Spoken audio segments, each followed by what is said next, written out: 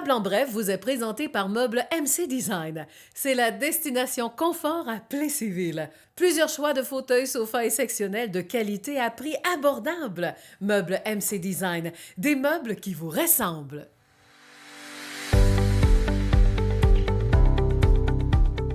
Mesdames, Messieurs, bienvenue à une autre édition de l'émission Érable en bref.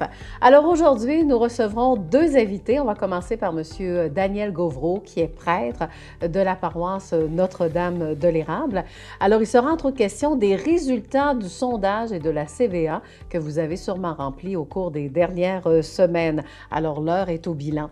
Par la suite, nous recevrons Élisabeth Marcoux, qui est maintenant rendue ici même du côté de la TVCE. Elle fait vraiment partie de l'équipe. Alors, elle est une aide technicienne. Et en plus de ça, Élisabeth Marcoux, eh bien, nous avons décidé d'apprendre à la connaître ici au sein de l'équipe. Donc, on sait déjà qu'elle est photographe et aussi travailleuse communautaire. Alors, d'autres détails à la fin de l'émission en compagnie d'Élisabeth Marcoux. Alors, pour l'instant, question de vous présenter notre bulletin de nouvelles. Voici nos principales manchettes. Comment ça va du côté des enseignants depuis le début de la rentrée scolaire? Le syndicat de l'enseignement se prononce sur ce sujet. L'avenir des camps d'été au centre du Québec, est-ce qu'il y a un avenir en ces temps de COVID-19? Et également, on parle de changement de nom pour l'unité Don-Rémy. Mesdames, Messieurs, voici vos nouvelles. Depuis la fin août, on sait que les enseignants ont dû faire face à une situation hors du commun, la COVID-19, qui aura changé les méthodes d'enseignement. Parlez-en aux élèves.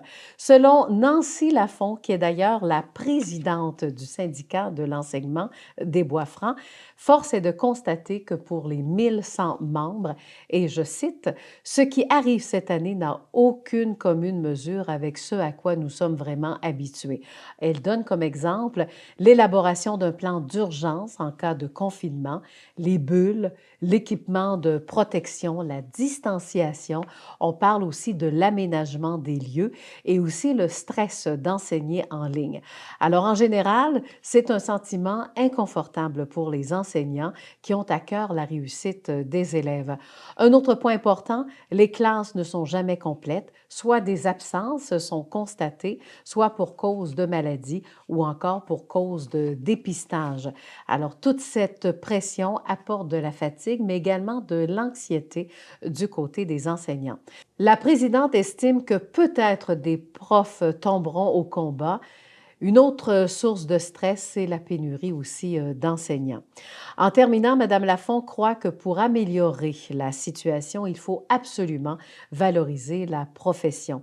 D'ailleurs, une écoute du gouvernement en ce qui concerne les revendications en ce temps de négociation serait bien reçue. Elle ajoute aussi, pour la valorisation, il serait important de diminuer la précarité au niveau de l'emploi dans le monde de l'enseignement parce qu'on sait que dans ce secteur, en plus d'être précaire, on se demande toujours si l'année qui suivra, eh bien, on aura du travail. Alors voilà pour le monde de l'enseignement. Alors, cette fois-ci, non plus, il n'y a pas de bonnes nouvelles pour les camps de vacances pour le centre du Québec. En effet, sans aide financière, eh bien, les camps de vacances certifiés du centre du Québec devront se résigner à fermer définitivement leurs portes. Alors, les camps de vacances seraient encore plus rassurés si le gouvernement, par exemple, mettrait en place un fonds d'urgence d'ici les prochains mois. La pandémie a frappé de plein fouet les camps de vacances, entre autres, une situation qui est très préoccupante car ils font partie d'ailleurs des deux secteurs dont la reprise des opérations est d'ailleurs interdite depuis le mois de mars dernier par le gouvernement du Québec. Le fonds d'urgence servirait à payer les frais fixes seulement. Alors, Jocelyne Bérubé, qui est la directrice du centre Normand-Léveillé, mentionne aussi que les grands perdants sont bien sûr les enfants ainsi que les familles. Alors, pour terminer ce bulletin de nouvelles, je vous rappelle que l'unité Don-Rémy, peut-être que vous le savez déjà, alors l'unité Don-Rémy de Plessisville devient Haut Rivage. C'est un changement de nom, une nouvelle équipe également et aussi la réouverture de ses locaux. Rappelons que l'organisme communautaire œuvre à la prévention des dépendances par la promotion des saines habitudes de vie. Et maintenant, ça complète ce bulletin de nouvelles, mais voici maintenant nos deux entrevues. Alors, Daniel Gauvreau, qui sera suivi de Élisabeth Marcoux. Aujourd'hui, à l'émission Érable en bref, on vous avait promis qu'il allait revenir pour nous donner les fameux résultats. Alors, vous allez reconnaître mon invité, c'est Monsieur Daniel Gauvreau, qui est le prêtre, notre curé de notre paroisse Notre-Dame des Érables. Alors, j'aimerais ça qu'on revienne, parce que c'était quand donc vous êtes venu la dernière fois? Là, 2 semaines ou 3 semaines? 2-3 semaines, parce que l'émission passait, je crois, le 6 octobre. Oui, puis là, on est rendu le 19 octobre aujourd'hui. C'est important de donner la date parce que l'émission va voyager dans le temps. Alors, on avait parlé de la fameuse CVA, donc la contribution volontaire annuelle, et combien vous avez reçu, mais on va faire quelques statistiques pour prouver aux gens que finalement, en 2018, c'était comme ça, puis aujourd'hui, c'est comme ça. C'est à peu près ça. J'ai des statistiques depuis 2017. Voilà. Bon, commençons en 2017, ça va être plus... Oui. On va arrondir les chiffres. En 2017, il y avait 401 000 $. En 2018, 361 000 $. L'an dernier, 2019, 293 000 $. Et à ce matin, 19 octobre, 193 280. Donc 100 000 de moins que l'an dernier et moins de la moitié de 2017. Cette année, il y a des choses qui expliquent ça, entre autres la pandémie. Oui. Financièrement, les gens sont moins à l'aide, font attention aussi. On est au mois d'octobre et on sait que normalement, il va y en avoir un autre au printemps. Donc, la date a été repoussée de plusieurs mois. Ça doit expliquer parce que si je regarde l'an dernier et cette année, les gens ont donné à peu près 200 $, mais il y a moins de donateurs cette année. Mais moi, j'étais là comme au tout début, là, quand la CVA a commencé. Là, et j'ai vu vraiment comme une différence, dans le sens que, je vais dire à une certaine époque, c'était des bénévoles qui cognaient à la porte.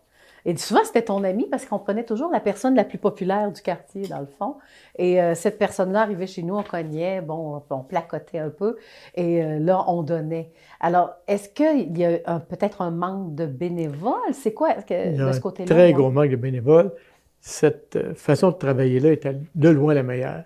Oui. Depuis quelques années, c'est la Poste. C'est ça. Et au printemps, avant que la pandémie arrive, qu'on ferme l'église le 15 mars, on cherchait des bénévoles, mais les gens qui ont fait ça il y a quelques années, de grand cœur, ont tous vieilli. Et la population s'est changée. Je regardais en même temps, en 2017, on a eu 2513 personnes qui ont donné. À aujourd'hui, on a à peu près 900. C'est Alors, une grosse différence. Notre situation a changé beaucoup. Et la population de notre paroisse. Les structures aussi ont changé. On peut penser les regroupements, on peut penser des gens qui regardent autrement et des gens pour qui la célébration est peut-être moins importante.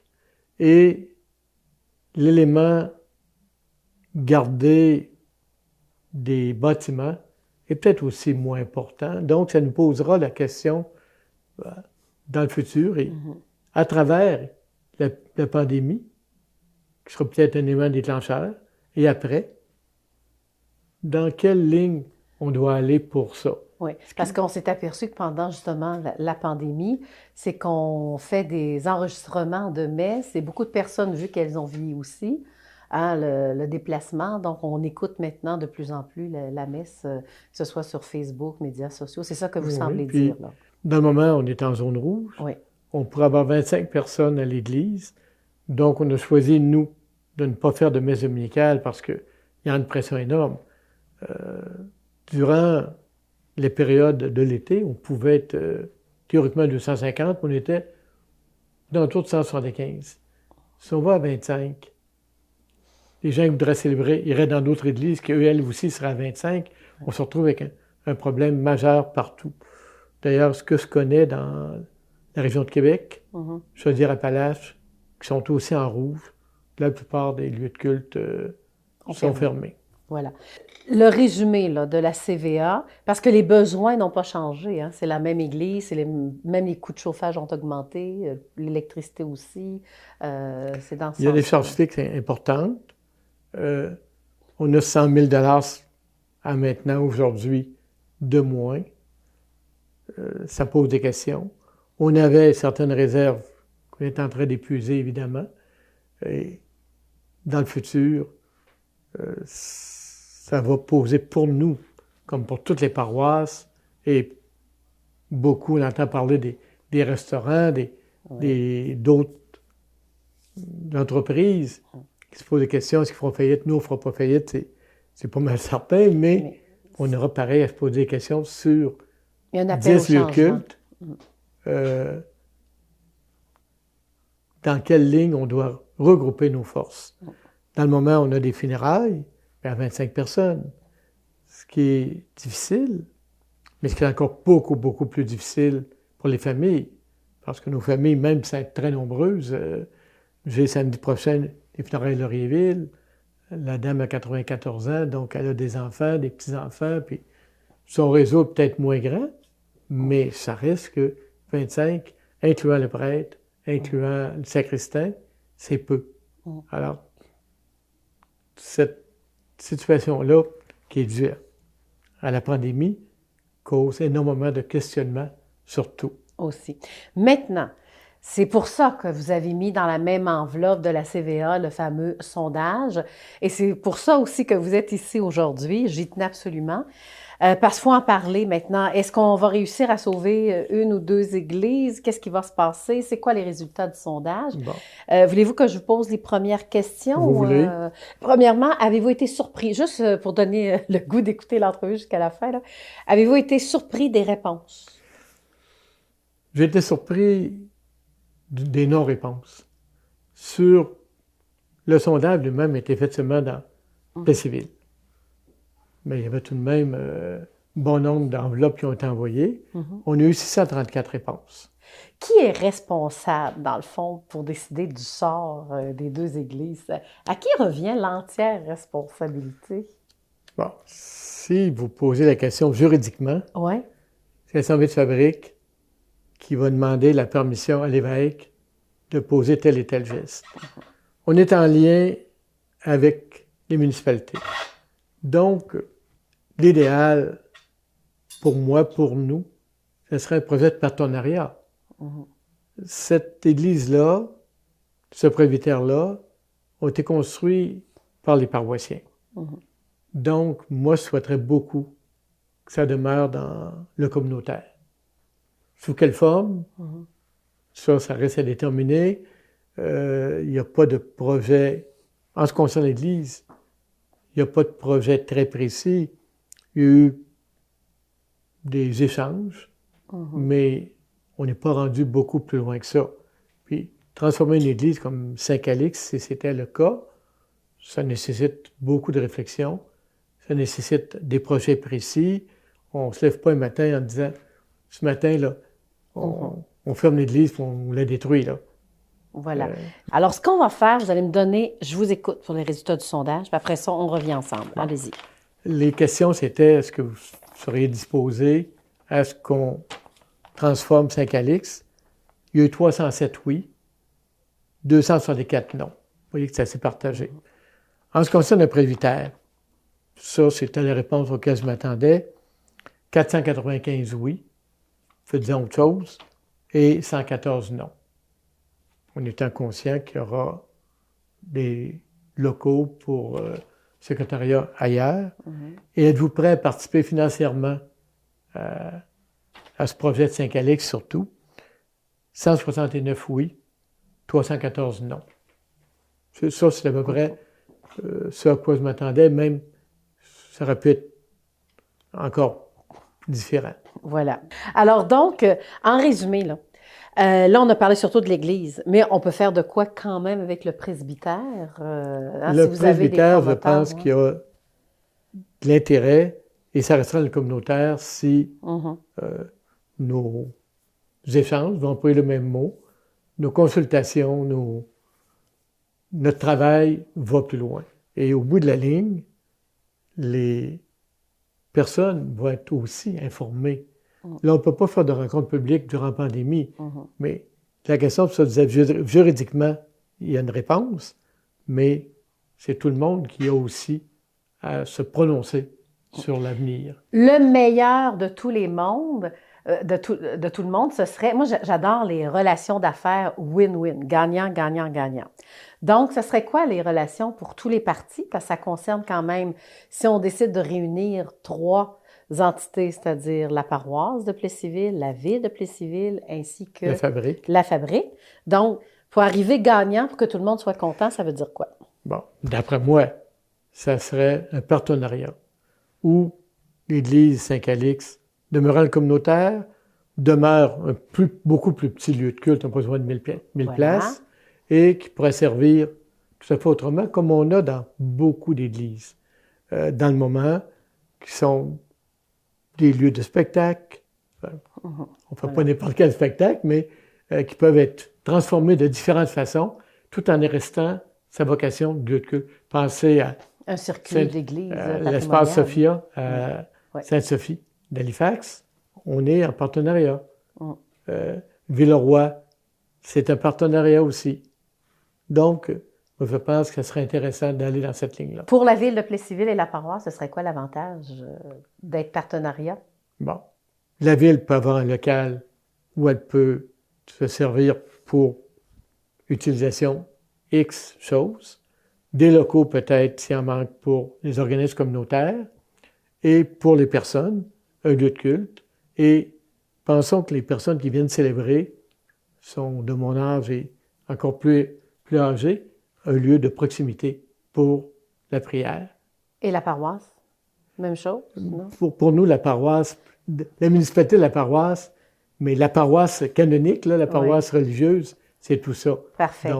Donc, si on voit le niveau, au niveau municipal, est-ce que la population, bon, on le vu un petit peu dans le sondage, est-ce que la population serait prête à avoir un genre de compte de taxes? Je ne sais pas. Non, ils répondent non à 314 personnes ou à 169, mais si on arrivait dans l'optique d'un partenariat, et non pas uniquement des taxes pour sauver l'Église, mais pour faire une entité neuve, probablement que ça servira à tout le monde, comme les villes s'impliquent dans un certain nombre de projets novateurs qui servent à tout le monde. Dans certains cas, c'était des bibliothèques, dans d'autres, c'était des salles de spectacle.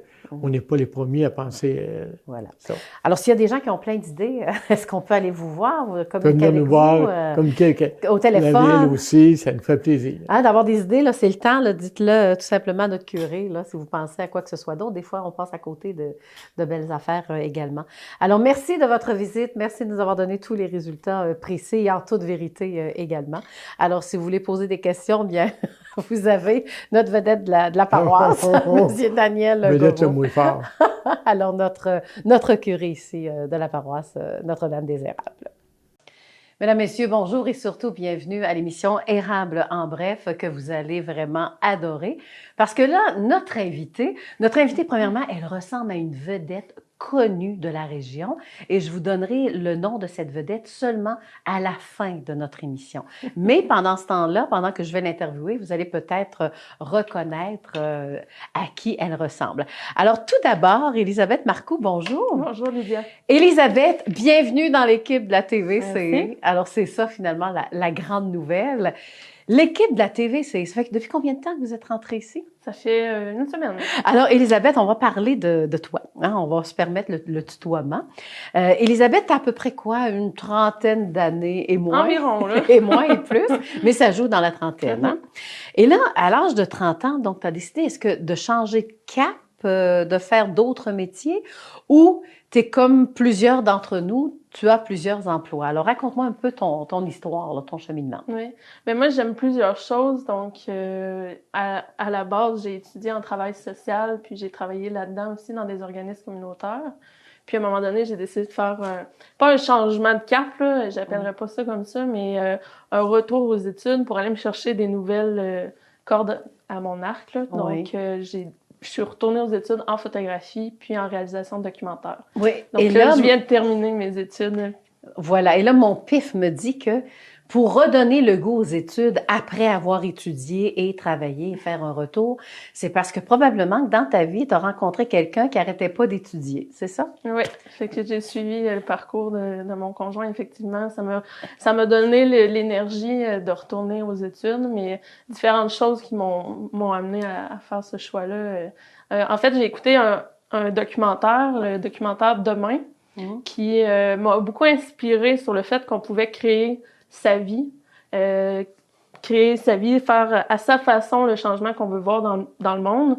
Donc là, j'ai dit, pourquoi pas? Moi, en fait, je trouve que c'est inspirant comment que les films nous amènent à réfléchir, nous amènent à faire des prises de conscience, puis à faire des changements éventuellement dans nos vies. Donc j'ai dit, moi, je veux me lancer en photo, vidéo pour faire des reportages, des documentaires. Oui. Puis on dirait que tu as vraiment le style, parce que je t'ai lâché une expression à un moment donné. Tu as la caméra et le monde de la vidéo en dedans de toi. Ça veut dire que c'est comme inné et non acquis. C'est rendu mon troisième œil. Ouais. C'est ton troisième œil, hein? Ouais.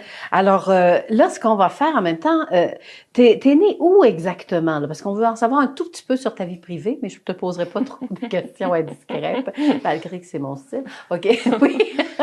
Moi, je viens de Saint-Ferdinand, donc j'ai grandi dans ce beau village-là. Puis après ça, je suis allée aux études en travail social à Québec.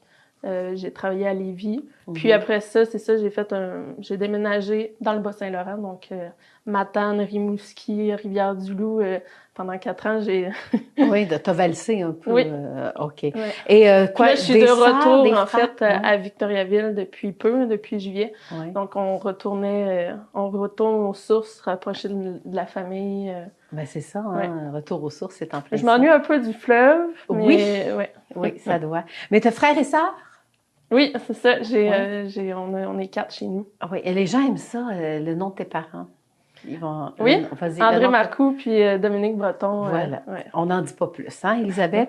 Alors, Élisabeth, quand tu étais jeune, est-ce que tu pensais devenir ou même devenir travailler à la TVCE? Là? Quand tu as senti l'appel, ta grand-mère, elle avait un autre terme pour ça, c'est quoi? Sa mission de vie. Bon, tu as trouvé ta mission de vie? La première mission de vie que j'ai trouvée, en fait, c'est quand j'ai écouté un autre documentaire. Les documentaires ont eu beaucoup d'impact dans ma vie. C'était à Musique Plus, en fait, sur le groupe Sum 41. Puis, il était au Congo. Puis c'est là que j'ai réalisé, en fait, tout ce qui existait en dehors du Québec, les différentes réalités, les inégalités. Donc, il présentait, c'est ça, la réalité, la guerre au Congo. Puis moi, ça m'a vraiment interpellée assez pour me dire, c'est ça, en fait, que je veux faire de ma vie. Je veux travailler pour plus de justice sociale. Je veux faire des changements. Je veux comprendre qu'est-ce qui se passe autour de nous. Améliorer les conditions de vie des gens. Donc, ça a été mon premier. Puis en fait, c'est toujours ça. Oui. C'est toujours ça, le verbe qui me motive dans ma vie. Là. C'est ça, t'as des valeurs. Alors, c'est de ce que tu viens d'énumérer. Donc, qu'est-ce qui peut peut-être t'accrocher, là, qui est contre tes valeurs? C'est le contraire de ce que tu viens de dire. Mais qu'est-ce qui fait qu'à un moment donné, tu vas réagir, tiens? Fortement, là. Oui, fortement, vu qu'on a parlé de ton système des valeurs. Vas-y. Oui, c'est sûr, moi, tout ce qui est inégalité, injustice, de ne pas accepter la différence aussi, c'est toutes des choses qui me... Donc, chaque fois que tu écoutes un bulletin de nouvelles, ça vient te chercher? Oui, mais ça dépend, c'est ça, des nouvelles, effectivement, là, mais tout ce qui est réalité sociale dans notre milieu, tant ici qu'à l'international, c'est vraiment...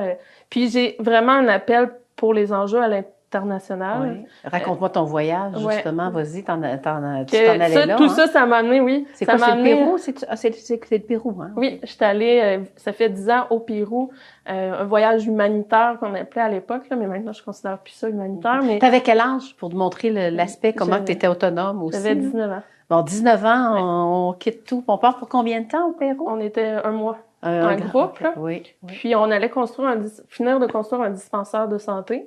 Puis, fait que là, j'ai commencé par ça. Puis après ça, par la suite, je me suis impliquée dans des organismes de solidarité internationale ici au Québec pour faire réfléchir les gens sur différentes réalités, là. Ouais. Donc, puis je suis retournée au Pérou 10 ans plus tard, là. Ça fait...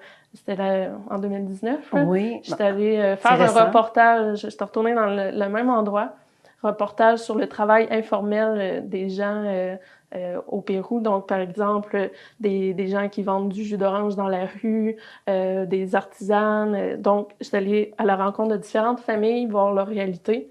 Puis, je faisais des photos à ce moment-là, je m'informais. Ici, tu occupes le poste de réalisatrice. Alors, on voit que le documentaire t'a amené quand même loin, hein? Oui. Dans tes rêves. Oui. Non, mais c'est ça, c'est après ça, avec mon retour aux études en photo, puis en vidéo, j'avais vraiment envie de me lancer plus dans le reportage, puis dans le documentaire également, là. Ouais. Donc, Mais je pensais que tu allais sortir le terme. C'est une slasheuse. Ah, OK. C'est toi qui m'as appris ce terme-là. Oui. Alors, c'est slash. Donc, je sais que c'est un terme qui n'est pas français, mais qu'est-ce que ça veut dire? Explique-le. Oui, mais à un moment donné, j'ai réalisé que je n'étais pas obligée de choisir une seule chose dans ma vie à faire. Donc, j'ai fouillé, j'ai trouvé le terme slasheuse qui existe vraiment, là. Donc, c'est de combiner différents éléments qu'on aime faire dans notre vie. Donc, photographe, travailleuse communautaire, des implications personnelles. Moi, je me définis, c'est ça, je suis... Une slasheuse. Une slasheuse. Ouais, dis-le. Laisse-moi pas dire seulement ce mot en anglais, là. OK. Alors, j'aimerais ça, Elisabeth, que tu me parles un peu des projets. C'est bien beau de dire oui, on a plusieurs travails, mais quand même, tu as sûrement des projets, là, où tu te vois peut-être dans 5 ans, tiens, si on y va comme ça. Dans 5 ans, mais moi, en fait, je veux continuer à faire ce qui porte sens pour moi.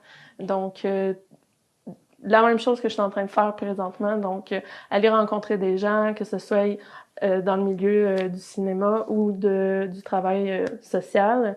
Donc, j'aimerais ça faire des documentaires, puis à travers ça, des projets aussi avec des organismes communautaires, que ce soit des projets sociaux ou artistiques. Puis, je viens de terminer récemment un court-métrage avec ma grand-maman. Donc, j'abordais avec elle comment qu'elle avait affronté les épreuves de la vie. Donc, j'avais envie d'aller chercher ça auprès de l'aînée la plus proche dans ma vie. Donc, ça a été une belle expérience comme court-métrage. Donc, ton premier court-métrage? Mon troisième, je pourrais dire, oui. J'ai fait un autre projet aussi sur un village en dévitalisation, le village de Padoue. J'avais fait ça avec une amie. Puis aussi, un projet que je suis en train de finir de monter, là, c'est le projet des Rives sur trois gars qui ont parti une ferme puis qui veulent donner ou vendre à faible coût des légumes. Donc, tu as beaucoup d'idées, là. Oui, j'aime beaucoup de génial. choses. Et tu les mets en application, alors c'est extraordinaire. Alors moi, là, ce que je vais te proposer, en tout cas pour ta grand-mère, on va écouter un petit extrait, hein, juste pour savoir un peu où on se dirige avec toi en même temps. Moi, ça me fait peur. Des fois, vu que je vois moins souvent ma famille, justement, ça me fait... J'ai l'impression que le temps passe encore plus vite, puis... Ah ouais. Que je manque de temps, en fait, pour voir tout le monde, là.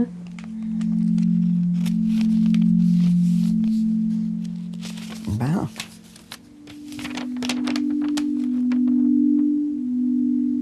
Il y a une durée absolue en arrière du temps. Le temps, c'est éphémère, ça passe. Hein?